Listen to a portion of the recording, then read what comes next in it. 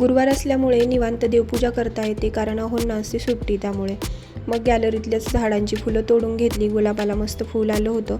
तर ना देवपूजा करताना शांत आणि निवांत वेळ असला ना तरच देवपूजा केल्यासारखं वाटतं. मग निवांतपणे देवपूजा केली. तोपर्यंत यांनी स्वामिनीला खाली घेऊन गेले होते गार्डनला खेळण्यासाठी.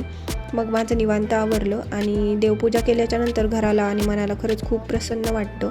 त्याच्यानंतर तुळशीला पण पाणी घातलं आणि हळदी कुंकू पण वाहिलं. मग स्किन केअर करायला घेतलं. स्किन केअर माझं सिम्पलच असतं, फक्त मॉइश्चरायझर लावते सिम्पल. आणि हा ब्लाऊज ना मला कालच शिवून भेटला आहे, म्हटलं घालून बघावा.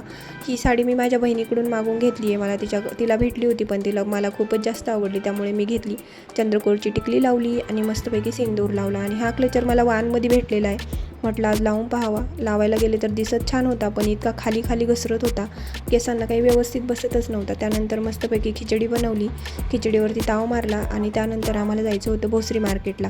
पण तिकडे गेल्याच्यानंतर ना व्हिडिओ काही घेताच आला नाही, कारण घ्यायला काही गडबडच इतकी होते स्वामिनी असल्यामुळे. बाय.